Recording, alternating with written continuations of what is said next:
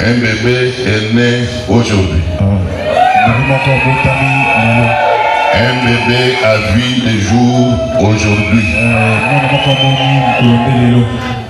De dire d'abord merci à Dieu pour toi qui n'es pas informé. Le bébé qui a vu le jour aujourd'hui, c'est moi-même qui te parle.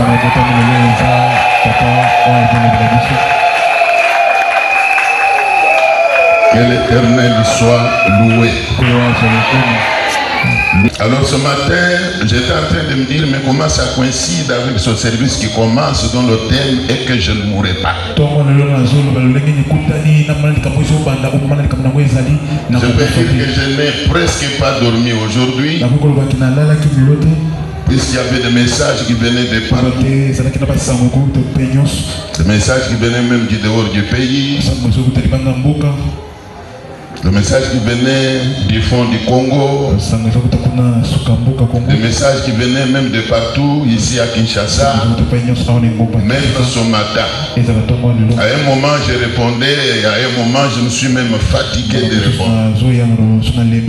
Ce qui m'a étonné, c'est que cette fois-ci, ça a pris une ampleur là que, à un moment, je me dis, mais Dieu veut faire quoi? Que Dieu bénisse même l'évêque Mukuna là où il est. Il a fait même une vidéo. Je crois que j'ai vu ça, c'est envoyé dans le groupe de Ban-Évêque. Que Dieu le bénisse. Il a exprimé vraiment sa joie en me souhaitant joyeux anniversaire, tout en rappelant l'histoire même de cette église. C'est un papa que j'aime aussi beaucoup. Que Dieu le bénisse. Amen. Amen. Je vivrai, je raconterai les œuvres de Dieu. Il est bon de célébrer son grand nom. Amen.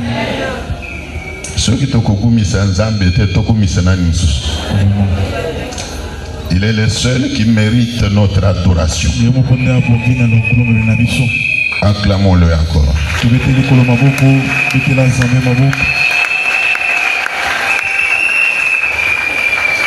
Nous pouvons passer maintenant à l'ouverture de notre séminaire. Et pour cela, nous lisons Psaume 118, verset 17.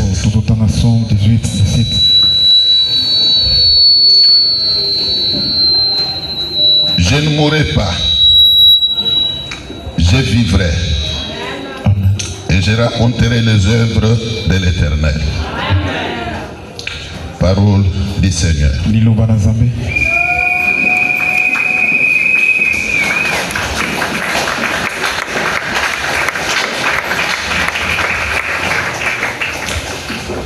Que l'Éternel soit béni. Alors, j'ai besoin de l'attention de tout le monde. Puisqu'ici, il y va de ton intérêt à toi aussi. Et même de l'intérêt de ton foyer. Comme vous venez de l'entendre, un croyant a fait cette déclaration. Il dit par conviction que je ne mourrai pas, je vivrai, je raconterai les œuvres de Dieu. Alors je voudrais commencer par dire une chose. Si vous analysez cette phrase, vous comprendrez rapidement que cet homme qui a fait cette déclaration est plein de la foi. Il est plein de la conviction, il est plein de la foi. Ce n'est pas que dans son cœur, dans ses pensées, il ne reconnaît pas que la mort existe. Il savait bien que la mort existe. Même moi qui te parle, je sais que la mort existe. Mais bien que la mort existe, bien qu'il le savait, mais il l'a détesté. Il l'a repoussé. Et si c'est écrit dans la Bible, c'est pour que nous aussi, les croyants d'aujourd'hui, nous puissions nous en servir. Qui peut accepter la mort? Qui a besoin de mourir en cette période? Je ne crois pas qu'il y ait même un seul membre de cette église qui voudrait mourir en cette période. Je ne crois pas qu'il y ait même une seule personne parmi nous qui désirerait voir même un seul membre de sa famille mourir ces jours-ci. Alors s'il est là, qu'il lève la main. Est-ce qu'il y a quelqu'un qui veut que la mort entre dans sa maison? Je demande s'il y a quelqu'un parmi nous qui veut la mort. Même si tu es dépassé par les aléas de la vie, tu es dépassé par certaines difficultés, s'il t'arrive de commencer à désirer la mort, moi je dirais tout simplement que c'est un envoûtement. C'est un envoûtement. Je peux même déjà prier pour toi. Que la mort qui te guette là te quitte. Même ce matin. Que la mort quitte la porte de ta maison. Amen. Amen. Amen. C'est un problème d'abord de la foi. Nous sommes à la fin de l'année. Période pendant laquelle le monde des ténèbres cherche à sacrifier certaines personnes. Quand je parle du monde des ténèbres, je parle des sorciers, des occultistes, des féticheurs. Ces gens-là qui sont au service du diable. Quand nous nous apprêtons même à nous organiser pour mieux fêter, et aussi dans leur camp s'organisent à fêter. Mais avec quoi? Avec le sang humain. Ils veulent fêter avec la chair humaine. Je peux déjà prier pour toi. Que tu ne sois pas victime de ces pièges-là. Même s'il y a des hommes ou des femmes qui planifient fêter avec ton sang toi. Mais que le sang de Jésus agisse au lieu et place de ton sang. Si tu crois ce que j'ai dit, tu peux dire Amen. Que Dieu vous bénisse. Alors je voudrais, avant de continuer, essayer de parler même de l'origine de la mort. Si nous lisons la Bible, nous allons trouver que la mort est d'abord divine. Dieu lui-même dit ceci, qu'il y a un temps pour toutes choses. Il y a un temps pour naître. Il y a un temps pour mourir. Au début de l'humanité, après le péché que l'homme avait commis, Dieu a dit, tu es poussière, tu retourneras dans la poussière. Alors je voudrais que vous compreniez que la première origine de la mort, c'est Dieu lui-même. Donc c'est Dieu qui a voulu ou qui veut que l'homme finisse par mourir. Mais Malgré cela, même si c'est ton temps selon le plan de Dieu de mourir, tu peux réagir comme avait réagi Ézéchias. Si vous lisez la Bible, Ésaïe 38, premier verset, Dieu envoie un messager et pas de moindre. Il envoie un puissant prophète.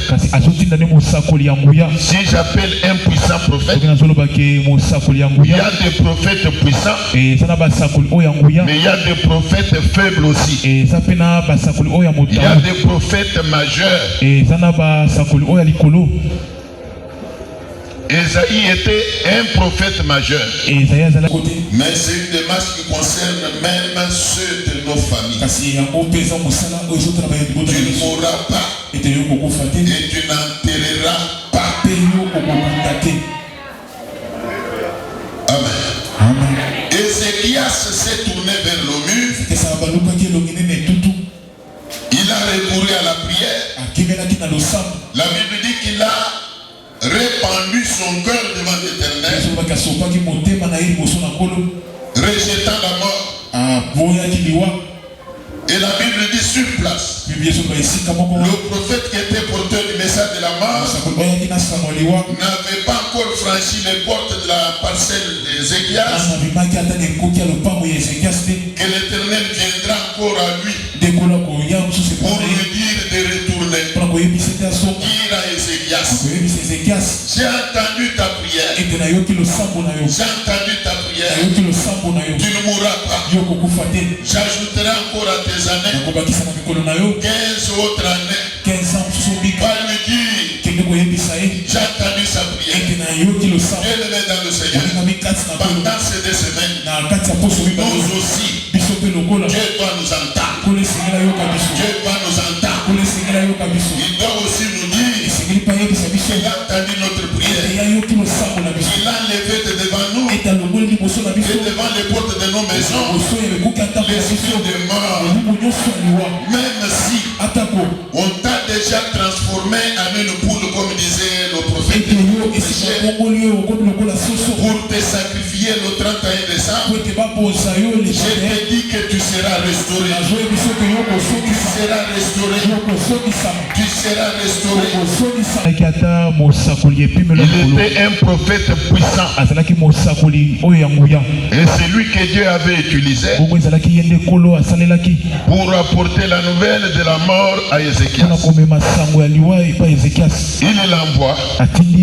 Il dit, va dire à Ézéchias qu'il donne des ordres dans sa maison. Mais à quel moment Dieu avait envoyé son message à Ézéchias? C'était pendant qu'Ézéchias était malade. Comme tout croyant, je crois que dans sa maladie,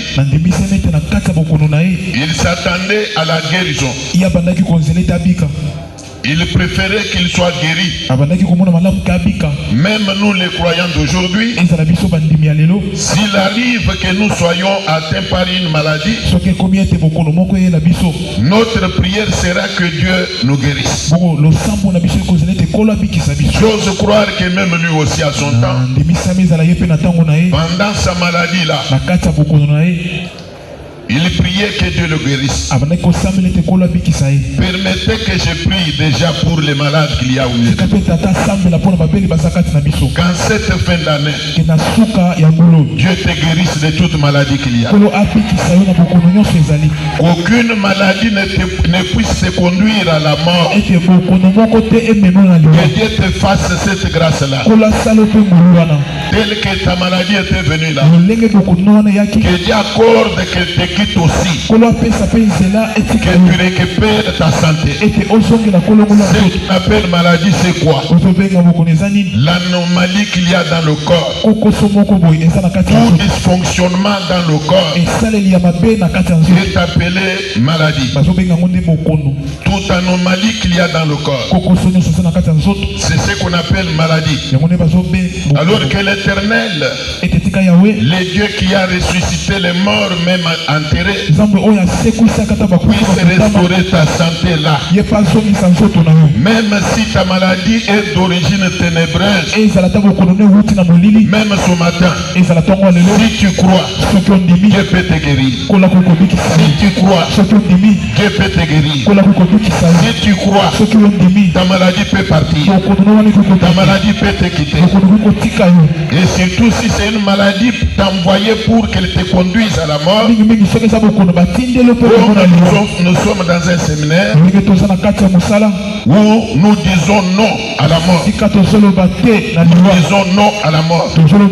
Alors que cette maladie-là dégage. Qu'elle dégage. Qu'elle te libère. Acclamons le Seigneur.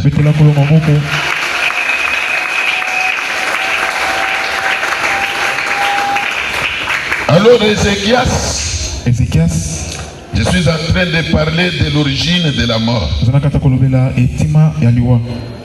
Le message qui lui était apporté par le prophète, c'était un message qui annonçait sa mort. Et la mort annoncée par le prophète n'était pas une mort planifiée par les sorciers. Ce n'était pas non plus une mort planifiée par le diable. Mais c'était une mort planifiée par Dieu. C'est qu'il y a des gens qui meurent par la volonté de Dieu. Est-ce que nous nous attendons? Mais ce qui étonne ici, c'est quoi? Quand bien même c'est une mort planifiée par Dieu, Ézéchias n'a pas non plus incliné sa tête devant cette mort. Il a refusé. Il a dit niet, je ne mourrai pas. Quand bien même c'est toi, Éternel, qui révèle que je dois mourir. Il s'est mis à prier. Et dans sa prière, il disait quoi, Dieu? Éternel Dieu, souviens-toi. Souviens-toi. Donc c'est qu'avant ces jours-là, il avait la manière dont il avait marché avec son Dieu. Il avait des bienfaits. Il avait des grandes choses qu'il avait fait au bénéfice de Dieu. Alors quand la nouvelle est tombée dans ses oreilles, il n'a pas non plus accepté cette mort-là. Voilà qui me donne le courage de te dire à toi aussi, tu ne mourras pas. Même si c'est planifié par Dieu, tu ne mourras pas. Et d'ailleurs, tu vas mourir en cette période. Pourquoi? Non seulement tu ne mourras pas, mais j'ai pris aussi que tu ne puisses pas enterrer quelqu'un de ta maison. J'ai pris aussi que tu ne puisses pas enterrer. Tu dois dire, je ne mourrai pas et je n'enterrerai pas. Est-ce qu'il y a des gens qui peuvent dire ça? Donc vous comprendrez que cette démarche concerne non seulement nous-mêmes, mais c'est une démarche qui concerne même ceux de nos familles. Tu ne mourras pas et tu n'enterreras pas. Amen. Amen. Ézéchias s'est tourné vers le mur. Il a recouru à la prière. La Bible dit qu'il a répandu son cœur devant l'Éternel, rejetant la mort. Et la Bible dit sur place. Le prophète qui était porteur du message de la mort n'avait pas encore franchi les portes de la parcelle d'Ézéchias. Que l'Éternel viendra encore à lui pour lui dire de retourner. Dire à Ézéchias, j'ai entendu ta prière. J'ai entendu ta prière. Tu ne mourras pas. J'ajouterai encore à tes années 15 autres années. Va lui dire, j'ai entendu sa prière. Bien-aimé dans le Seigneur, pendant ces 2 semaines, nous aussi, Dieu doit nous entendre.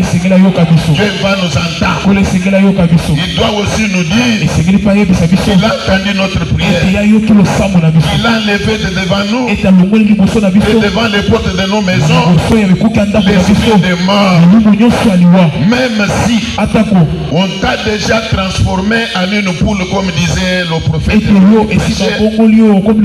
pour te sacrifier le 31 décembre, je t'ai dit que tu seras restauré. Tu seras restauré. Tu seras restauré. Au même titre que Dieu avait restauré Ézéchias, l'ayant ainsi délivré de la mort. La prière change de décision. Ézéchias prie et sa prière change la décision de Dieu. Est-ce que vous le notez aussi? La prière a changé la décision de Dieu. Si la prière a changé la décision de Dieu, combien plus elle peut changer la décision de ta tante? Combien plus la prière peut changer la décision des sorciers de ton foyer? Leur décision changera. Leur décision changera. Même si dans leur camp tout est déjà planifié, que tu entres en 2026 avec une âme de moins. Avec une âme de moins. Moi je dis qu'ils vont échouer. Tu vas entrer en 2026 avec tous les tiens. Avec tous les tiens. Et d'ailleurs, dans la nuit du 31 au 1er janvier, toi avec toute ta famille, vous célébrerez l'Éternel. Vous le célébrerez au grand étonnement de tes ennemis. Acclamez le Seigneur.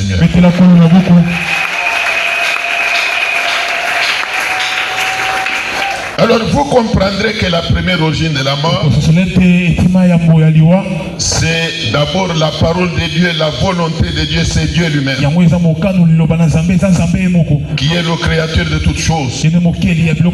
Alors dans sa logique à lui, il dit qu'il y a un temps pour naître, il y a aussi un temps pour mourir. Donc dans le plan de Dieu, l'homme peut toujours mourir. C'est ainsi que vous constatez que même Lazare que Jésus avait ressuscité n'est plus. Il n'est plus. Il y a eu un jour où il était mort. Et cette fois-là, Jésus n'est pas intervenu pour le ressusciter. Puisqu'il a trouvé que non, c'était le temps qu'il fallait qu'il quitte ce monde. Mais ce qui m'intéresse ici pour le moment, c'est que comme Ézéchias avait refusé la mort dictée par Dieu, alors il était lui aussi croyant comme nous. Alors nous disons que même si c'est Dieu qui veut que tu quittes ce monde aujourd'hui, tu vas lui dire comme disent les Kinois, Tchanase. Tikanga inano na vivre. Nzambe tiana ase. Tikanga inano na vivre. Nakola nano. Est-ce que quelqu'un peut acclamer Dieu?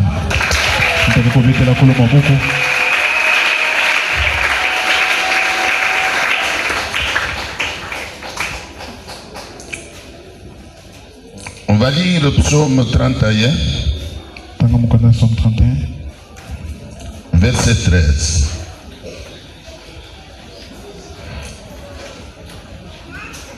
La Bible dit quoi?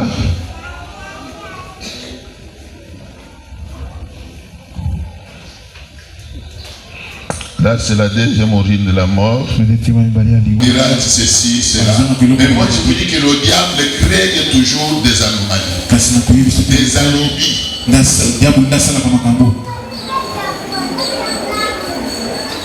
On vous dira qu'il a fait une crise cardiaque. On dira qu'il y a eu ceci, cela. C'est des choses que les satanistes utilisent pour mettre fin à la vie humaine. Alors, dans notre démarche, tous les plans montés contre toi, pas qui que ce soit, je dis bien pas qui que ce soit, tout plan consistant à doter la vie doit être voué à l'échec. C'est ça notre démarche. David dit ici, et vous venez de l'entendre, il dit,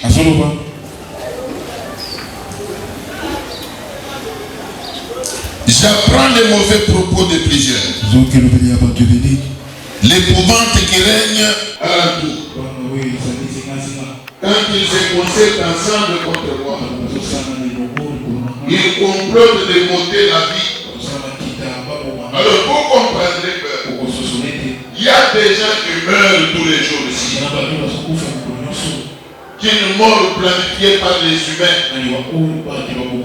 C'est ainsi que vous pouvez même apprendre que les criminels sont en train dans telle maison, sans prendre quoi que ce soit, sont seulement tués.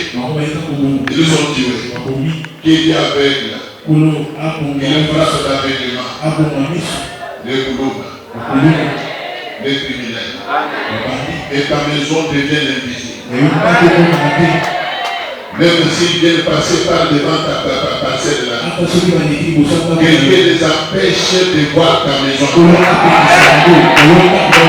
Est-ce que quelqu'un peut dire le mot?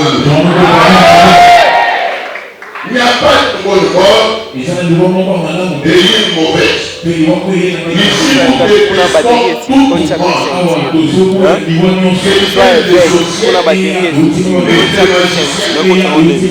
Que ce soit une mort venant d'un accident, nous la détestons.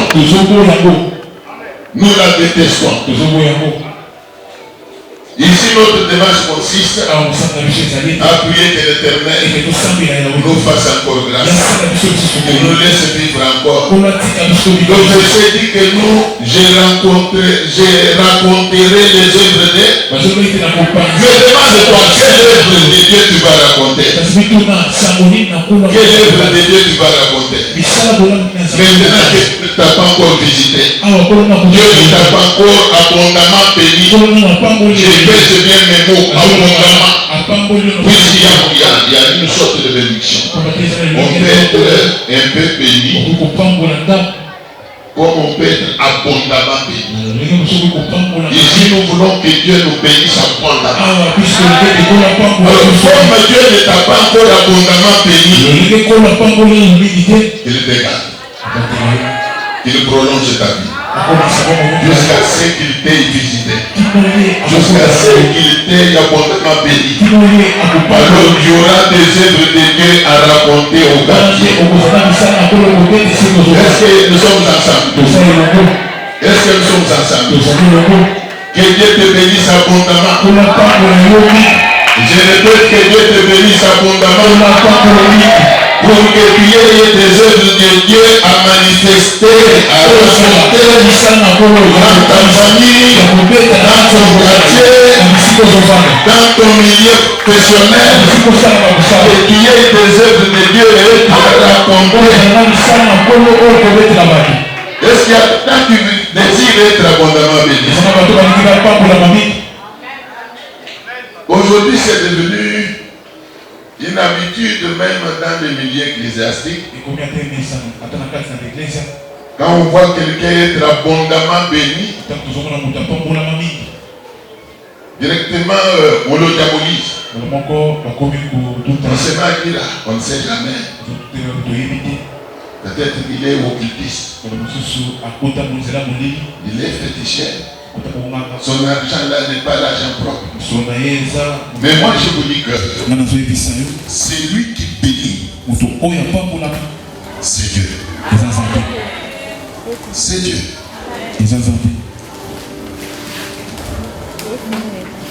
La Bible dit que c'est la bénédiction de l'Éternel qui fait quoi?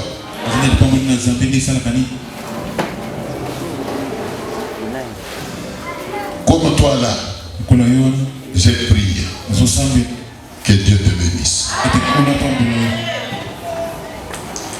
J'ai toujours prié pour vous à ce Kamunga. Je vous l'ai déjà dit. Dans mes prières, je ne demande jamais à Dieu d'envoyer des hommes et des femmes riches ici. Seigneur, envoie des hommes riches dans mon église. Non, mais j'ai toujours prié que Dieu bénisse ceux qui m'ont donné. Que Dieu vous bénisse. Qu'il vous comble de l'argent. Qu'il vous comble des biens du monde. Car ma bénédiction dépend de votre bénédiction. Disons-le un peu. Si tel que nous sommes là, évoquons le cas des salariés. Des gens qui travaillent, qui s'attendent à un salaire. S'il y en a au milieu de nous qui touchent $10,000, si nous les avons même 10 personnes qui ont un salaire individuel de $10,000. $10,000 fois 10, ça fait combien? 10 000 fois 10, c'est ça combien? Ça fait 100 000. Et la dîme de 100 000 chaque mois, c'est combien? C'est que je vais commencer à toucher $10,000 chaque mois. Vrai ou faux? Si nous avons au milieu de nous des gens qui évoluent dans l'informel, dans le commerce, qui font de longs voyages. Si nous les avons, même 5 seulement, qui vont à Turquie, en Chine, à Dubaï, en dehors même de la dîme qu'ils auront à m'amener. Mais ils peuvent commencer à m'amener chacun même une paire de chaussettes de Dubaï. Vrai ou faux? Est-ce que je manquerai de quelque chose? C'est là que je dis que ma bénédiction dépend de votre bénédiction. Il faut que Dieu vous bénisse abondamment. Ma prière est que cette église devienne une église des hommes et des femmes riches. Que celui qui se sent concerné dise Amen.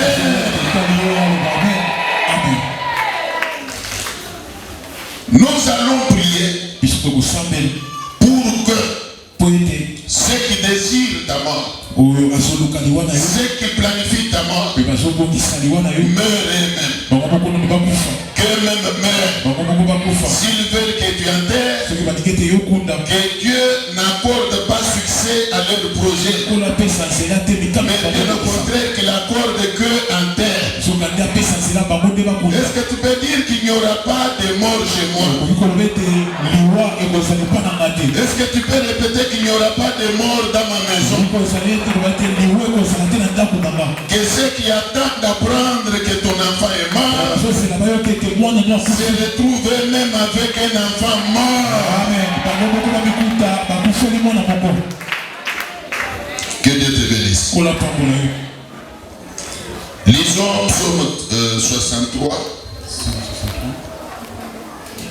verset 9 et 10. Et c'est par là que je vais m'arrêter.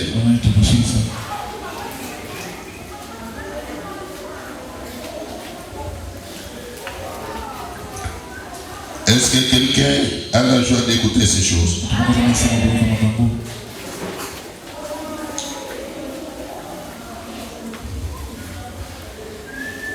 Écoutez ce que dit la Bible. C'est toujours David qui parle ici. Il dit, mais ceux qui cherchent à monter la vie, iront dans les profondeurs de la terre. Ils seront livrés aux glaives. Ils seront la proie des chacals. Là, c'est une prière qu'il adresse à Dieu.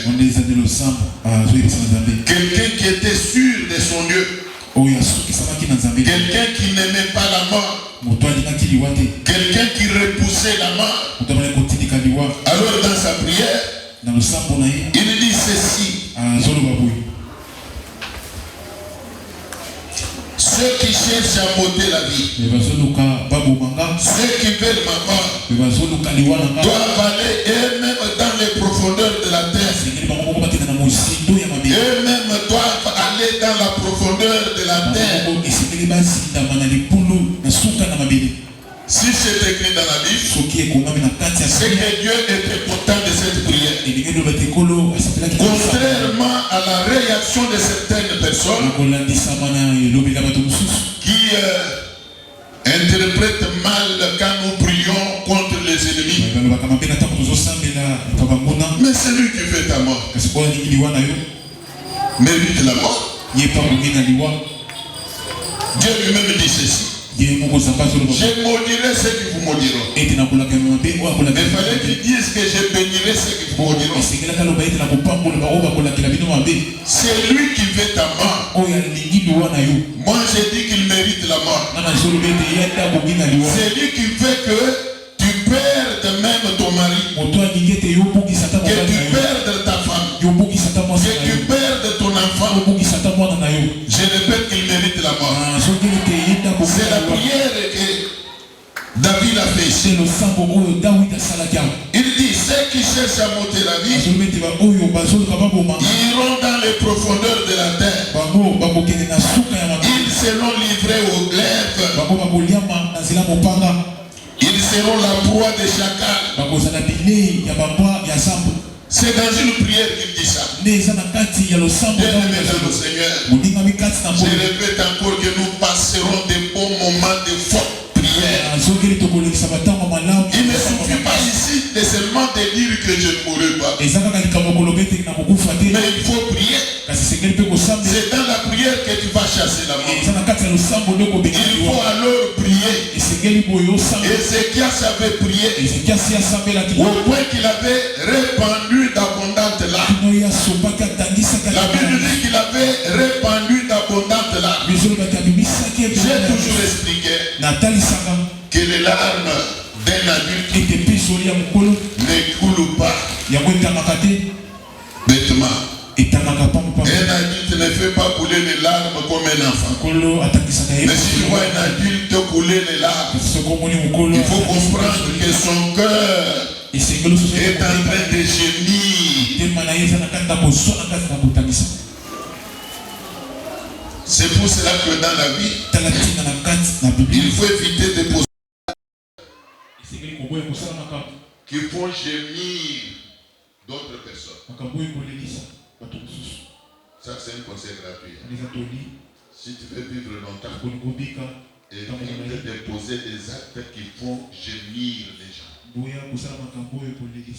Tu es là en train de monter, de descendre, mais quelque part, il y a quelqu'un dont le cœur est en train de brûler pour tel ou tel acte que tu avais posé. C'est des choses qu'il faut essayer de le dire. Dans votre vie conjugale, évitez de vous blesser les uns les autres. Je crois que très prochainement, on va organiser une conférence débat de couple. Puisque Dieu m'a dit que beaucoup de familles qui prient à ces lieux ne sont pas bénies. Ils ont beaucoup de difficultés dans leur vie à cause de la mésentente persistante dans leur foyer. Nous ne pouvons pas non plus vous laisser continuer à vivre toutes ces difficultés-là qui sont les vôtres.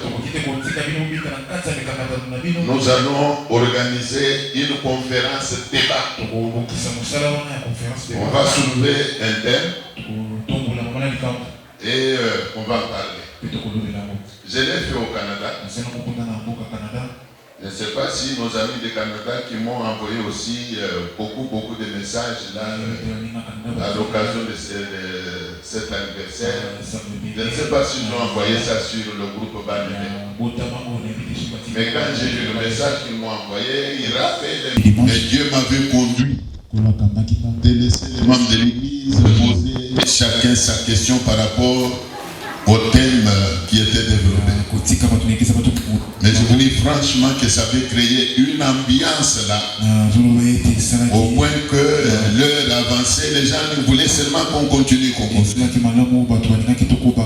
Ils m'ont rappelé dans le message qu'ils m'ont envoyé, tout en disant que papa, nous vous attendons encore. Donc je vous dis qu'à notre niveau ici, puisque nous voulons que les membres de cette église soient bénis, nous devons organiser aussi cette conférence. Conférence débat. Donc chacun est libre de poser la question. Comme vous êtes là, vous avez beaucoup de questions à poser.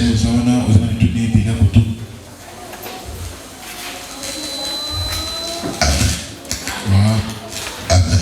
Amen.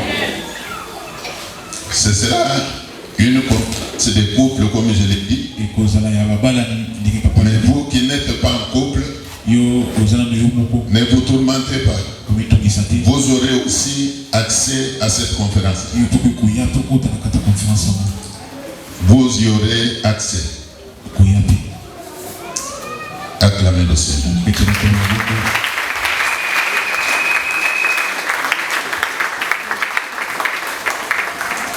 Alors, David dit, dans sa prière, il dit que ceux qui cherchent à monter la vie doivent aller dans les profondeurs de la terre. Ils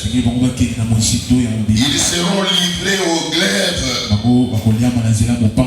Ils seront la proie des chacals. C'est une prière. Même Ézéchias, dont je venais d'évoquer le cas, c'est par la prière qu'il avait repoussé la mort. Par la prière. Voilà pourquoi nous disons que pendant, ça tombe bien que nous sommes aussi à la fin de l'année. Période pendant laquelle nous ne devons pas être distraits. Ne sois pas distrait. La Bible dit quelque part de ne pas donner accès au diable. Quand un chrétien est distrait, il ouvre grandement la porte au diable. Il peut tomber dans les pièges des sorciers. Nous allons nous plonger dans la prière. Et quand vous viendrez là, venez dans l'attitude de la prière. Nous allons prier pour que l'Éternel, qui est vivant, qui trône même sur le diable, il trône sur les sorciers, il trône sur les féticheurs, que ces dieux-là ordonnent à tes ennemis de se retirer de devant toi. Oui, il va le faire. Comme il avait ordonné aux poissons qui avaient avalé Jonas, de la même manière, toi, les sorciers ont déjà mis la main sur toi. Ils ont déjà mis la main même sur un de tes enfants. Alors l'Éternel va se lever pour stopper net l'enterrement de ton enfant. Dieu va s'intercaler. Tu n'enterreras pas un seul membre de ton foyer. Toi-même aussi, tu ne seras pas enterré. Il y aura un Dieu qui va s'intercaler devant les magiciens, devant les sorciers, pour stopper, empêcher ton enterrement. Et tu vivras. À Ézéchias, qui avait ajouté 15 ans. Mais je prie à toi là, ajoute 30 ans. Amen. À toi qui as ajouté ajoute 50 ans. À toi que Dieu ajoute même 20 ans. Amen. Ça va arriver. Que l'Éternel qui m'entend prolonge ta vie. Même si dans ta famille il y a l'esprit de mort, personne n'atteint l'âge de 60 ans. Mais toi tu atteindras 100 ans. Amen. Tu feras la différence. Tu ne mourras pas comme était mort ta mère. Tu ne mourras pas comme meurent tes frères. Toi tu es extraordinaire. Tu es extraordinaire. Tu es extraordinaire. La loi de la mort ne pèsera pas sur toi. La loi de la mort, il y a dans ta famille.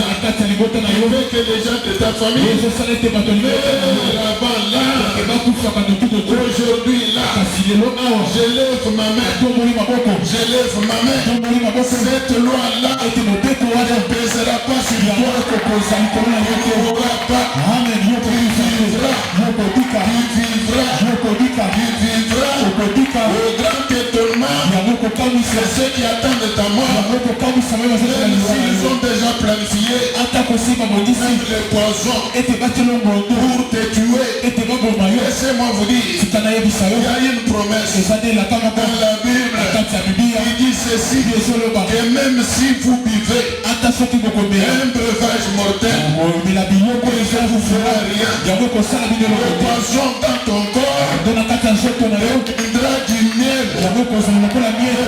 Dans ton corps deviendra du miel. Tu ne mourras pas.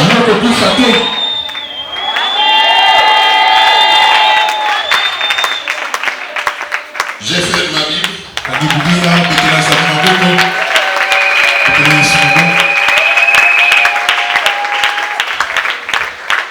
Veuillez vous tenir debout. Nous avons fait juste une ouverture de ce séminaire. Mais nous ne pouvons pas manquer de prier et dire quelques mots à Dieu. Sois concentré là où tu es. Tu vas te recommander entre les mains de Dieu. Puisque ce séminaire te concerne. Tu vas demander à Dieu d'être attentif à toute la prière que tu vas devoir faire dans ce séminaire. Quand Ézéchias avait prié, l'Éternel avait entendu.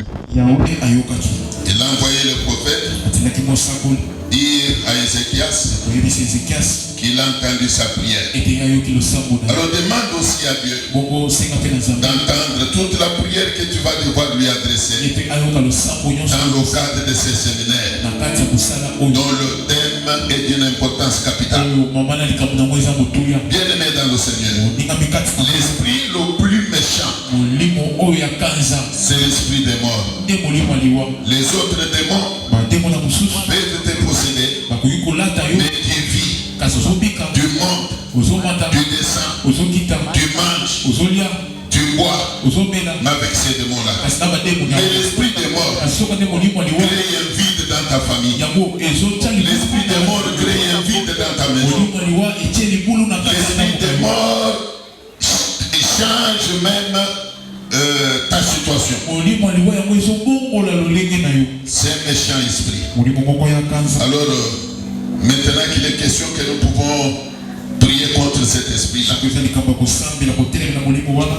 à Dieu d'être attentif à toute la prière que tu feras. Ce n'est pas une affaire d'un jour, mais nous avons décrété 14 jours de forte prière contre cet esprit-là. Il y aura des étapes, bien sûr. Alors je voudrais que tu élèves ta main pour demander à Dieu d'exaucer toute la prière que tu vas lui adresser. Prions le Seigneur.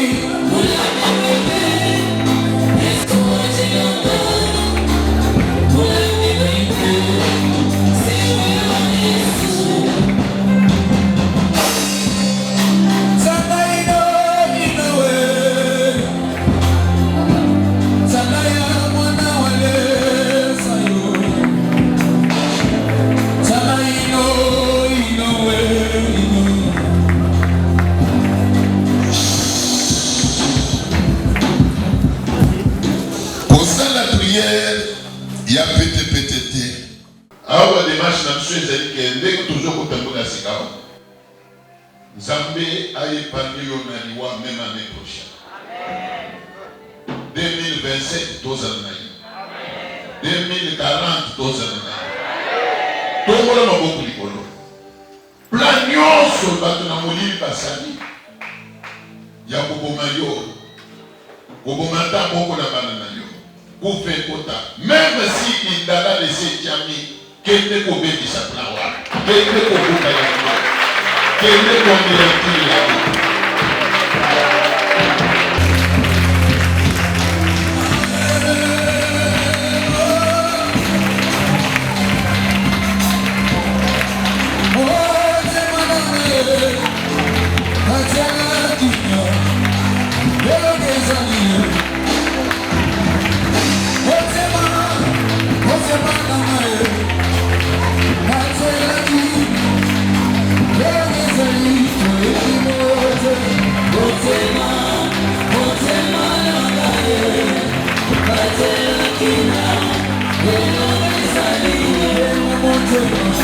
Otema,